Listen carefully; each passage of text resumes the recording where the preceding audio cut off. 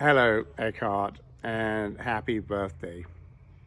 What kind of food production do we need in the future? Well, for one, we'll need food crops that are resilient to the wild fluctuations of climate. We can expect these fluctuations to be on the increase as air currents and ocean currents are being disrupted by the flow of ice for the ocean and by the incidence of warm spells that are penetrating into areas like the Arctic circumpolar air system, the jet stream that surrounds the Arctic.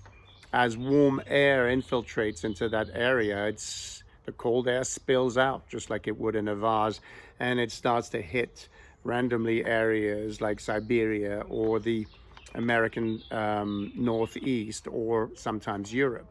And so this results in having spells of really warm weather, let's say in February, followed by another spell of freezing temperatures, or it can lead to drought periods during the winter period, which is very challenging on the development and growth of certain crops. So crops will have to be more resilient to be able to sustain these very challenging transformations, while at the same time maintaining both the the health and nutritious and of course flavor that we expect from them. This is no small feat, as we're losing a band of what used to be fertile grounds to climate over the course of the next century.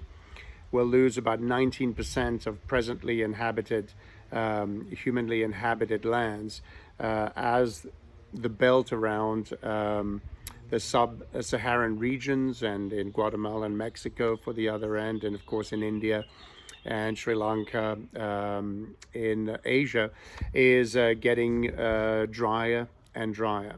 So food production and food resiliency is one of the great challenges of the 21st century. Another question is,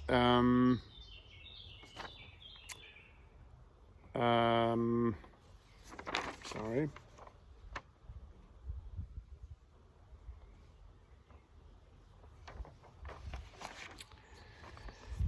Let's take a look into the future. Did you learn something from Eckart Witzigmann that you'll pass on to next generation? Well, there is definitely something that I have learned from you, Eckhart, my dear friend, and that is your humanity.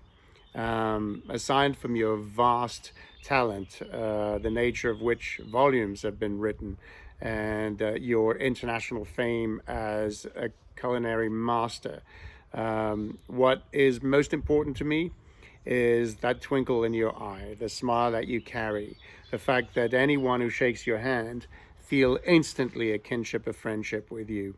And that is unfortunately a resource that is endangered as people are more and more entrenched in their points of views, are more and more fearful of a system that they feel is forgetting them. The one thing that is going to tie us all together and make us relevant as a species moving forward remains our empathy, our compassion, our humanity, the types of which you, my friend, have in troves. And so with this, I want to wish you a very, very happy birthday.